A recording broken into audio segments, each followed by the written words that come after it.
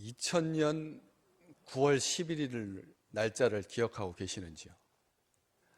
우리 인생에 자기가 태어난 생일 외에 그렇게 큰 충격이 있었던 아주 큰 기쁨의 날들, 결혼기념일도 91년인지 92년인지 헷갈리는데 이렇게 마음속에, 영혼 속에 꽉 박혀있는 그런 특별한 날, 에스겔에는 그런 날짜들이 계속 나오는데 딱 1절에 30째 해 넷째 달 초닷새 30년째 되는 해 4월 5일 날 이렇게 기록되어 있습니다. 이 날이 도대체 무슨 날일까? 이게 에스겔이 하나님께 환상을 받은 날인데 자기 생일, 자기 나이 30살 되던 해 넷째 날 초닷새 30세가 되던 해 4월 5일 그날이 도대체 얼마나 특별했길래 에스겔은 이 날짜를 성경 맨 첫 줄에 기록을 하고 있습니다. 그때 에스겔은 남유다 말기 사람입니다. 유다가 막 밑으로 미끄러져 내려가던 시대에 내리막길을 걷고 있었죠. 우상 숭배가 만연했고 빈부의 격차는 점점 더 벌어지면서 차별이 만연하고 인권 유린이 횡행하고 강대국 애굽과 신흥 강대국 바벨론 사이에서 남유다는 어찌할 바를 몰라고 갈팡질팡하고 있었습니다. 급기야 여호야긴 때 바벨론은 유다를 점령하고 반란을 막기 위해서 유력한 백성들을 포로로 붙잡아 끌고 왔는데 바로 그때 끌려온 사람이 에스겔입니다. 자기보다 8년 전에 1차 느부갓네살이 침공해가지고 여호야긴의 아버지 여호야김 왕 때 다니엘이 끌려왔던 1차 포로 이후에 에스겔이 2차로 끌려왔고 그리고 그 후에 세 번째로 마지막 포로로 끌려온 이스라엘의 처절한 슬픈 역사. 그런데 이 30째 30세 되던 날 4월 5일 날인데 2절 말씀에 보면 여호야긴 왕이 사로잡힌 지 5년 그 달 초닷새다. 자기가 30살이 된 4월 5일도 중요하지만 포로로 끌려온 지 벌써 5년이 되었다는 겁니다. 여호야긴이 사로잡힌 지 5년 그 달 초닷새. 그러니까 자기는 바벨론 달력으로 4월 5일이지만 자기가 끌려왔던 고국에서는 여호야긴이 3개월밖에 왕을 하지 못하고 외삼촌이었던 시드기야에게 왕위를 넘겨주고 그리고 이 바벨론에 끌려와서 죽을 때까지 긴 시간을 그 적국에 포로로 있었거든요. 그렇기 때문에 이 여호야긴이 3개월밖에 안 됐는데 여호야긴이 사로잡힌 지 5년째다. 왕으로 있었던 것은 3개월밖에 안 있었는데 포로지에 끌려가 있는 왕이 무슨 왕입니까? 그런데도 불구하고 에스겔은 적국의 포로로 끌려와 있지만 선민 유대인 백성이라고 하는 정체감을 잊지 않고 살고 있었다는 것이죠.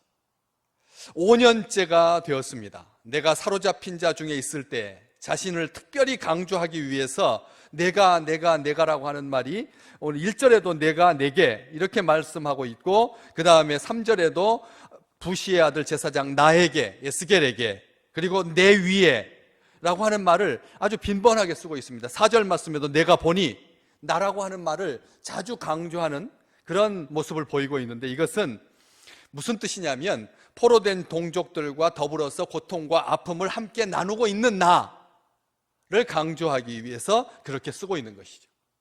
그런데 이 1절에서부터 3절까지 에스겔의 정말 1장 1절에서부터 3절인데 같은 말이 반복되고 있는 횟수, 날짜 30해 넷째 달 초닷새 여호야긴 왕이 사로잡힌 지 5년 그 달 초닷새 그리고 1절에 그발강가라고 되어 있는데 3절에는 갈대아 땅 그발강가 더 분명하게 막연하게 말하지 아니하고 정확하게 말하고 있는 것입니다. 갈대아 땅은 유프라테스 강과 티그리스 강 그 일대를 갈대아 지방이라고 하고 그 당시에 신흥 강대국 막 떠올랐던 아주 강대국은 바벨론이라고 하는 나라였습니다. 그래서 갈대아 땅이라고 하면 바벨론을 의미하지요. 그런데 이 그발강 갈대아 땅 그발강가 하니까 야, 낭만적이고 강가에서 하늘이 열리고 하나님의 모습이 보이고, 그리고 거기에서 여호와의 말씀이 임하고 여호와의 권능이 내 위에 있었다 하니까 강에서 은혜를 받았구나, 이렇게 생각하기 쉽습니다. 그런데 이 그발강이라고 하는 강이 현재 강이 아닙니다. 그발강은 자연적인 강이 아니라 유프라테스 강의 지류를 운하처럼 확장해가지고 뚫어놓은 강입니다. 다시 말하면 운하였습니다. 운하. 유프라테스 강을 끌어들인 길이 400리에 이르는, 100리가 40km니까 400리는 160km짜리. 여기 경인 운하, 우리 아라뱃길, 여기가 몇 킬로 정도 되나요? 한 30km도 안 됩니다. 그런데 이 그발 운하는 무려 160km짜리 대운하였습니다. 이 대운하를 뚫기 위해서 느부갓네살 왕이 여호야긴이 바벨론에 반기를 들고 하니까 길을 잡기 위해서 침공을 했지만 3번에 걸쳐서 이 이스라엘을, 남유다를, 북쪽 이스라엘은 진작에 망했고 남유다는 내리막길을 걷고 있었는데 그 다음 시드기야 왕 때 망했거든요. 이스라엘, 남유다가. 그렇기 때문에 그 마지막 어간에 한 번 더 침공해서 포로들을 장뜩 끌고 왔는데 뭐 하기 위해서? 이 운하를 뚫기 위해서 특별하게 사람들을 끌고 왔습니다. 열왕기하 24장 14절에 기록되어 있습니다. 그가 또 예루살렘의 모든 백성과 모든 지도자와 모든 용사 10,000명과 특별히 그 뒤엔 말, 모든 장인과 대장장이를 사로잡아 가매 비천한 자 외에는 그 땅에 남은 자가 없었더라. 남유다에는 비천한 자 외에는 남은 자가 없이 싹 끌고 왔습니다. 모든 백성, 모든 지도자, 모든 용사, 그리고 모든 장인과 대장장이, 이 기술자들을 끌고 올 때 에스겔도 함께 포함돼서 끌려온 것이죠. 왜 제사장이 끌려왔을까요?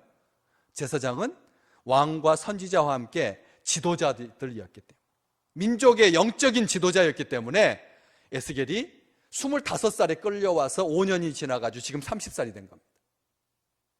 이런 시점이었습니다. 힘든 포로 생활, 이제 5년째 접어들고 있었습니다. 다른 포로 생활도 힘들겠고 눈물겹겠지만 특별히 이때 끌려온 사람들은 정말 힘들었습니다. 왜? 운하를 뚫는 데 동원돼야 되기 때문에. 여러분, 운하를 뚫는다라고 하는 사업, 토목공사, 이 경인운하 팔 때도 얼마나 긴 시간 동안, 얼마나 큰 중장비가, 얼마나 많은 물질들이 투여됐습니까? 하물며 그렇게 큰 장비가 없던 시절에 맨손으로만 노예한테 누가 삽을 주겠으며 포크레인을 주겠습니까? 그렇지 못했습니다. 그러니까 많은 사람들이 죽고 다쳤습니다. 어마어마한 시련을 겪은 거죠.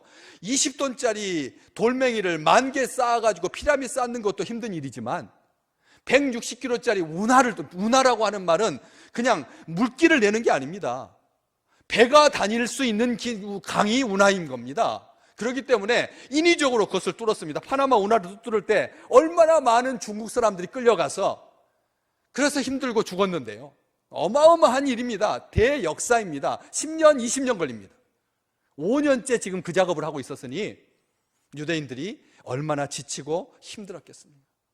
그래서 힘든 포로 생활과 탄식, 슬픔이 배어있는 곳이 바로 그발강가였는데, 가라 나의 고향 생각이여 금빛 날개를 타고 라고 하는 가사로 시작하는 베르디의 오페라 히브리 노예들의 합창, 우리 많이 듣습니다.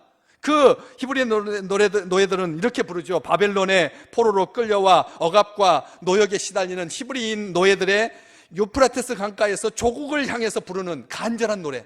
그래서 얼마나 아름다운 노래인지 모릅니다. 오늘 말씀 듣고 히브리 노예들의 합창 인터넷 유튜브에 딱 들어가가지고 치면 딱 나옵니다. 들어보십시오. 얼마나 애잔한지, 얼마나 슬픔이 가득한지. 유명해진 곡이 되었습니다. 그래서 이 베르디가 세상을 떠날 때 그의 이 장송곡으로 불려졌던 곡이기도 하고, 이탈리아에서는 현재 애국가 다음으로 사랑받는, 우리가 아리랑을 그렇게 사랑하듯이 애국가 다음으로 사랑받는 노래가 히브리 노예들의 합창인데, 바로 그 절망스러웠던 상황을 성경은 이렇게 고스란히 우리에게 남겨주고 있죠. 시편 137편 1절에서부터 4절 말씀. 우리가 바벨론의 여러 강변 거기에 앉아서 시온을 기억하며 울었도다.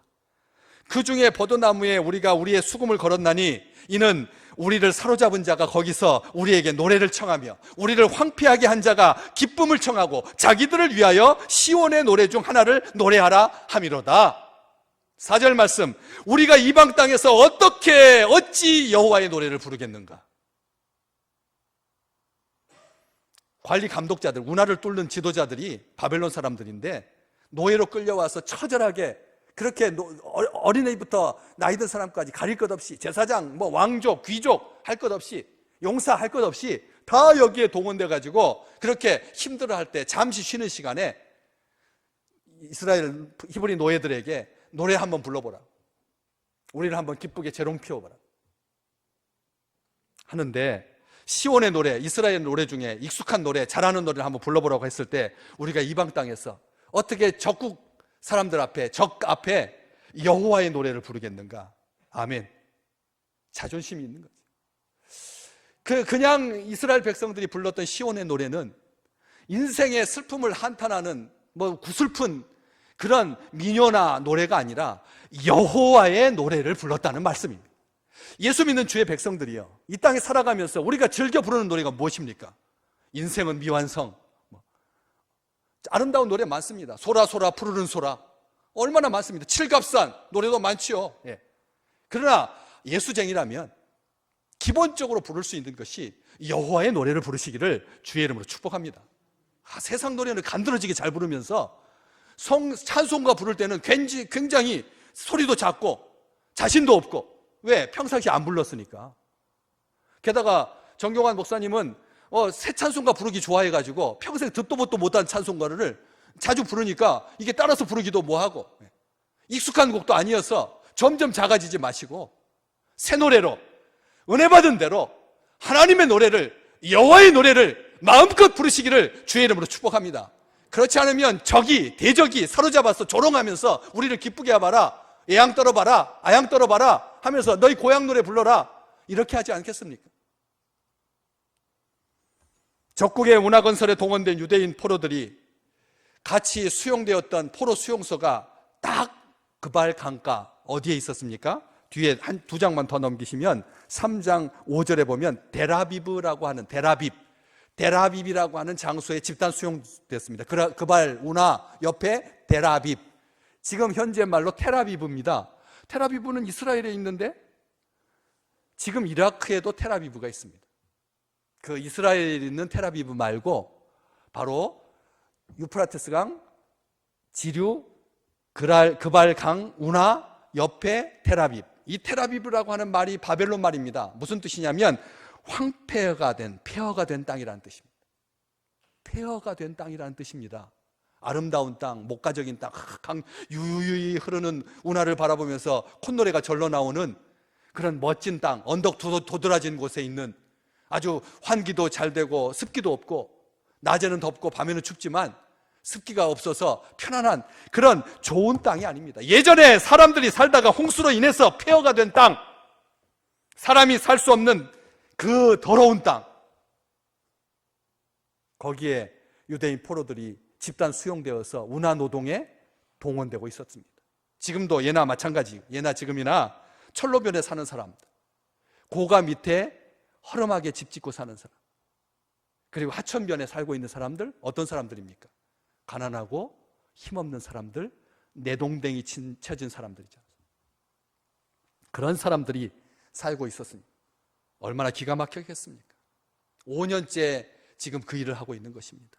예스겔은 제사장이었기 때문에 날짜를 정확하게 계산하고 있었지만 그렇지 못한 채 그냥 어려서 끌려온 그런 사람들은 5년쯤 되면 이제 시간 감각이 무뎌져서 도대체 어제가 오늘 같고 오늘이 내일 같고, 왜요?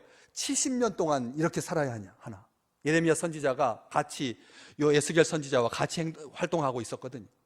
예레미야는 고국에 남아서 무너져가는 이스라엘 백성들에게 헛된 소망 품지 말고, 애굽에 빌붙지 말고, 바벨론에 하나님께서 보내신 것은 남유다가 하나님 앞에 범죄했기 때문에 하나님께서 보내신 것이니까 70년이 차기까지 못 돌아온다. 그래서 땅 사고 집 사고 결혼해서 거기서 살아라. 예레미야가 그렇게 예언했거든요. 70년 동안, 왜 70년이냐? 490년 동안 젖과 꿀이 흐르는 가나안 땅에서 하나님께서 50년마다 희년을 지키라고 했는데 70번을 못 지킨 겁니다. 50년마다 7년마다 안식년 지키고 그 다음에 50년마다 희년 지키라고 했는데 70번을 못 지켰으니까 하나님께서 강제로 이스라엘 땅을 쉬게 하기 위해서 싹 사람을 뽑아내버리신 겁니다. 그래서 적국에 끌려간 거거든요. 그래서 하나님께서 예레미야 선지자를 통해서 포기하고 하나님께서 돌려보내실 때까지 결혼하고 땅 사고 집 사고 그래서 정착해서 잘 살아라 알고 있었습니다. 에스겔 선지자는 자기보다 약간 나이가 더 있는 예레미야 선지자의 그 말을 기억하고 있었습니다. 그래서 나중에 뒤로 보시면 아내도 있고 에스겔 선지자는 그리고 땅도 있습니다.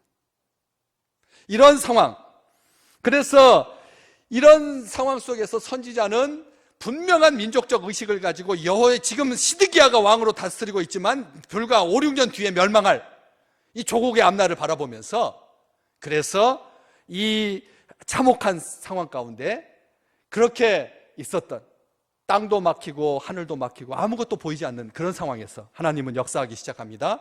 무기력의 때 땅도 막히고 하늘도 막혔을 때 바로 그때가 하나님께서 하늘을 열어주시는 줄로 믿으시기를 주님의 이름으로 축복합니다. 바로 포로되어서 5년, 앞으로 몇 년 남은 것입니까? 어마어마하게 긴 시간이 남은 그 앞쪽에 이 다니엘이 끌려왔을 때부터 치자면 벌써 십수년이 지났는데 앞으로 60년 가까이 그렇게 남아있는 그 시점에 하늘이 열리고 하나님의 모습이 내게 보였다. 하나님이 하늘이 열리고 하나님의 자기 모습을 보여주셨다니까 은혜 받기는 하는데 감사하기는 하는데 하나님 보면 안 되는데 모세도 하나님 보지 못했는데 그래서 하나님 뒷모습 겨우 봤는데 이스라엘 백성들이 하나님 모습 보면 죽을까 봐 겁나서 하나님 이제는 직접 말씀하시지 말고 모세를 세우셔서 그에게 말씀하시고 우리가 하나님 직접 대면하지 않게 하소서 우리가 하나님 보면 죽을까 하나이다. 그런 하나님이 어떻게 하나님의 모습을 보이셨단 말인가.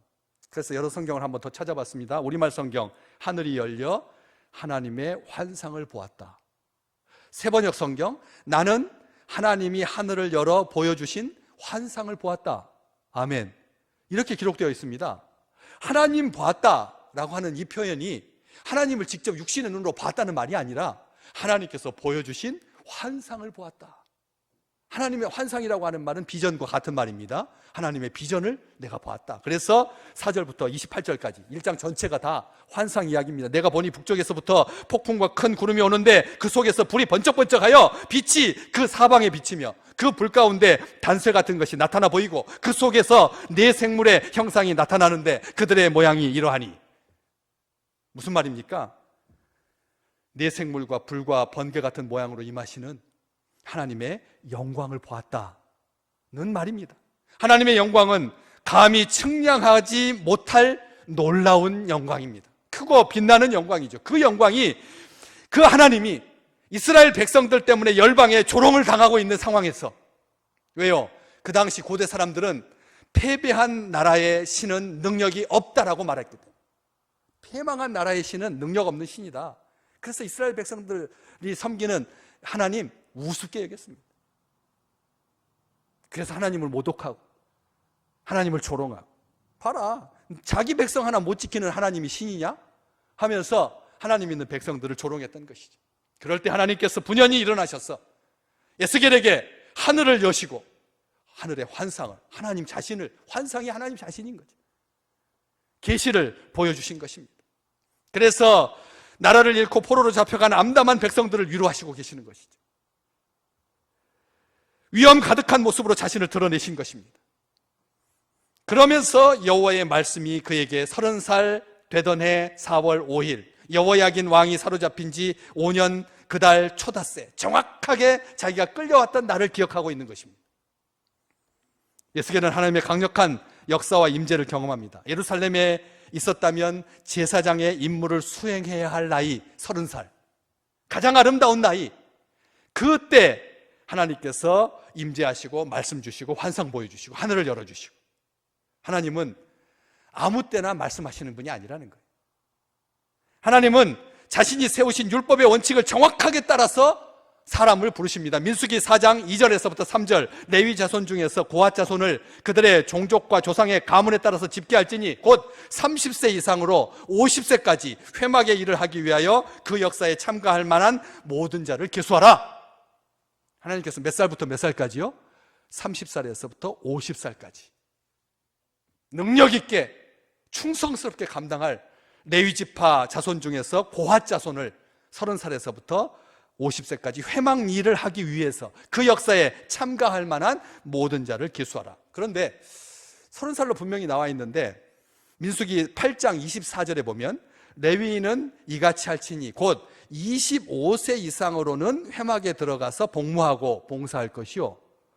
분명히 4장에서는 30살부터라고 했는데 8장에 가니까 25살로 5살이 내려갑니다. 그러더니 역대상 23장 27절에서부터 28절 말씀 함께 같이 읽어볼까요? 다윗의 유언대로 레위 자손이 20세 이상으로 계수되었으니 그 직분은 아론 자손을 도와 여호와의 성전과 뜰과 골방에서 섬기고. 몇 살로 내려왔습니까? 20살로 내려왔습니다. 처음에는 30살이라고 그랬다가 25살이 되더니 20살로 내려와가지고 우리 하나님이 왜 이렇게 왔다 갔다 하시나?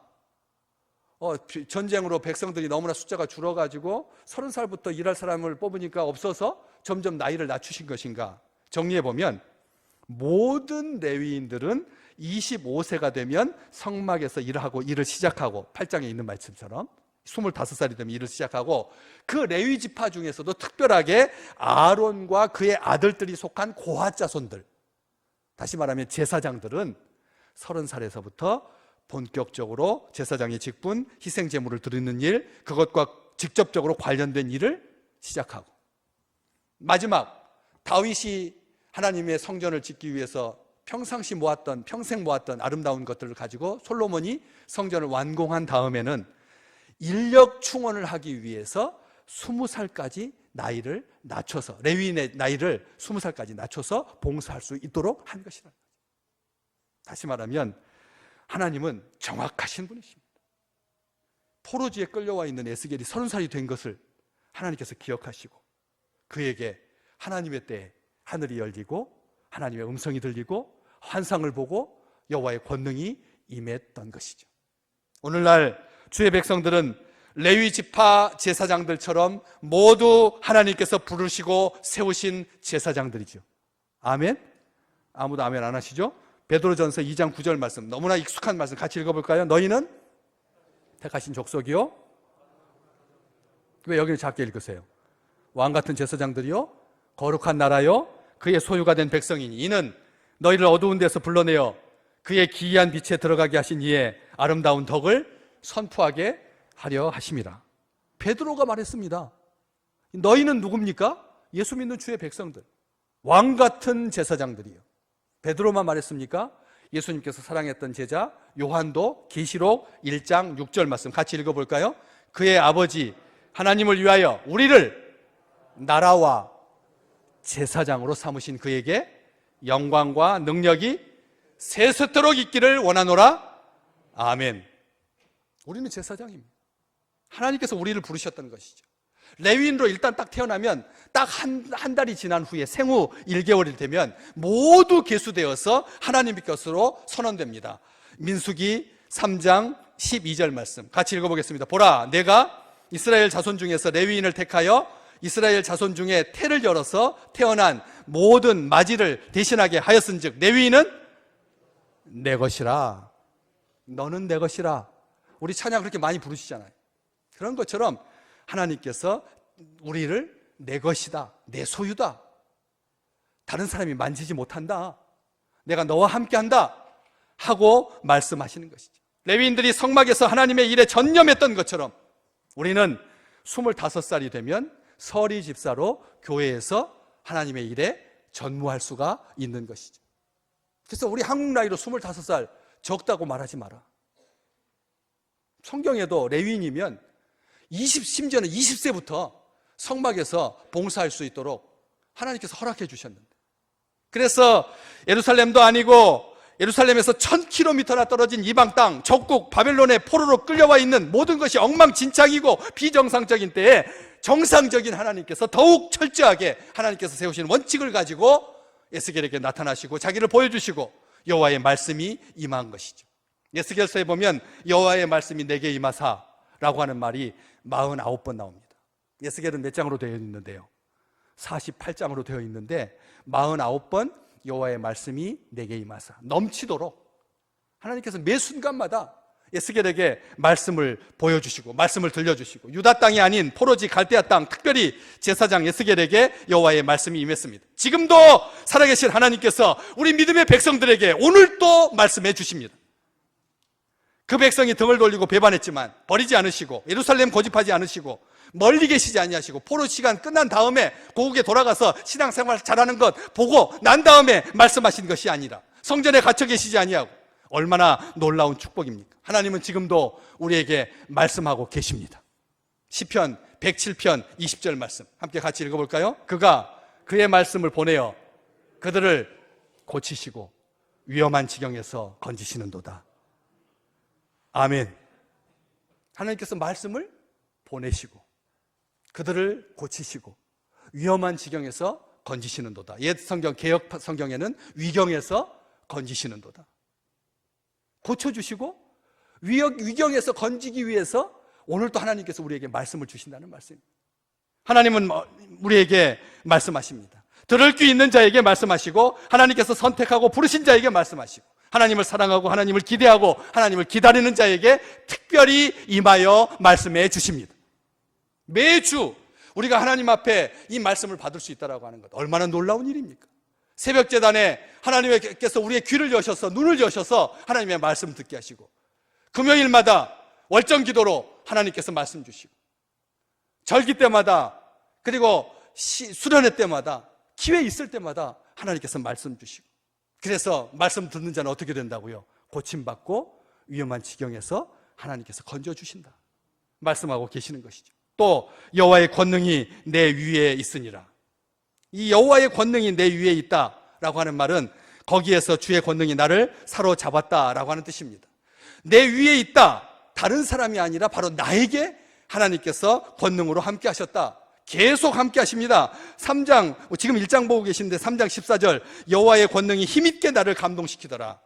3장 22절 여호와께서 권능으로 거기서 내게 임하시고, 위에 지금 자막으로 계속 보이고 있습니다. 8장 1절 주 여호와의 권능이 거기서 내게 내리기로. 37장 1절 여호와께서 권능으로 내게 임재하시고, 40장 1절 여호와의 권능이 내게 임하여. 끝까지 하나님께서 에스겔에게 말씀 주시고 권능으로 임하시고, 하나님께서 에스겔에게 권능을 허락해 주셨습니다. 강하게 하셨습니다. 힘 주셨습니다.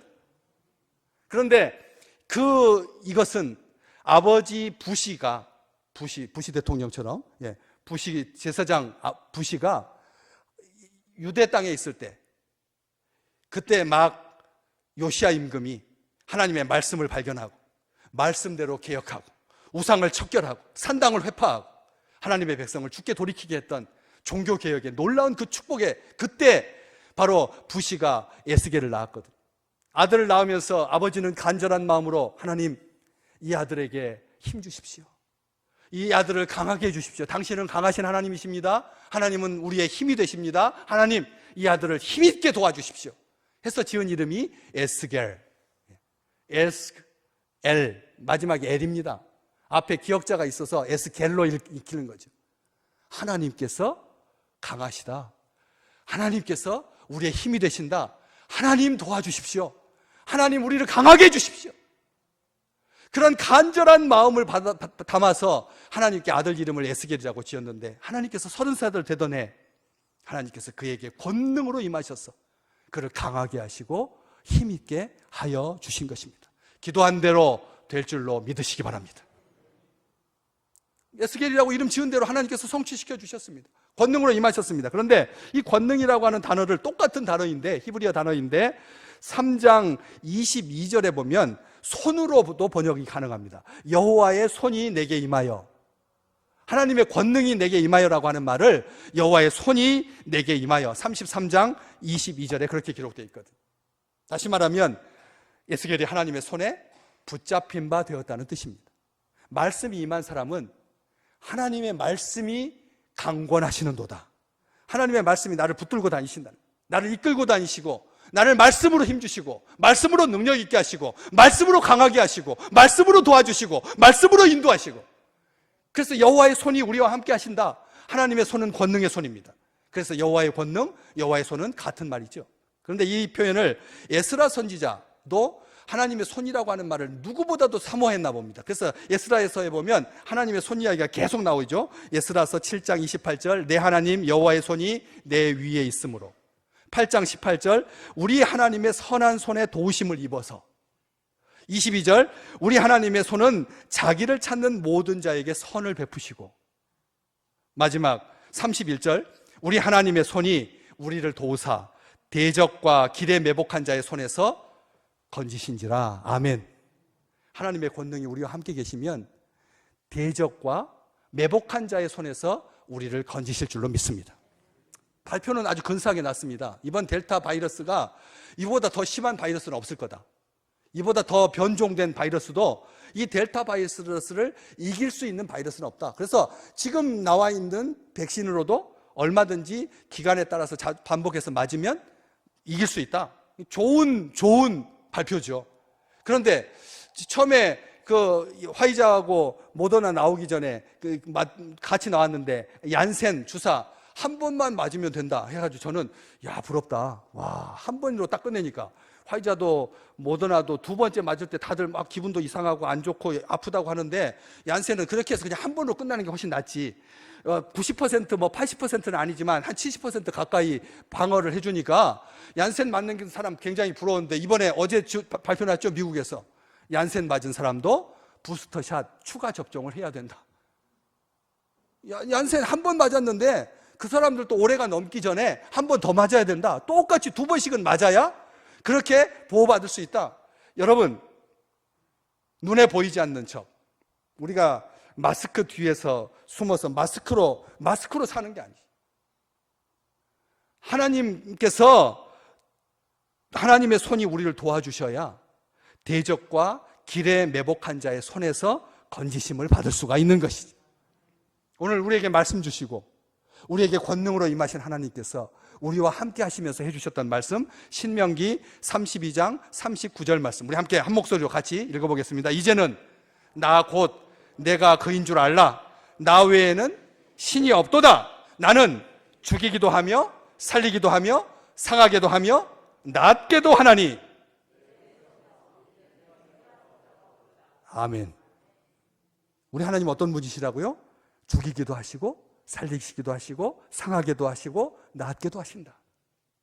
내 손에서 능히 빼앗을 자가 없도다. 하나님의 손이 우리 믿음의 식구들에게, 이제 코로나 전염병 마지막 11월 초가 되면 이제 같이 가야 됩니다. 다들 그렇게 말하지 않습니까? 같이 가야 된다 하지 않습니까? 그렇다고 해서 실내에서 마스크 벗고 예배 못 드립니다. 실내에서는 못 드립니다. 야외 예배 간다면 모를까? 마스크 쓰고 계속 이렇게 예배 드립니다. 언제까지? 모르겠습니다. 언제까지 그렇게 될지 모르겠습니다. 이럴 때 하나님의 이 말씀 붙드십시오. 여호와의 하늘이 열리고 하나님의 모습을 보며, 그리고 여호와의 말씀이 임하고 여호와의 권능이 내 위에 있는 이 에스겔의 축복이 우리 믿음의 식구들의 축복이 되시기를 주의 이름으로 축복합니다.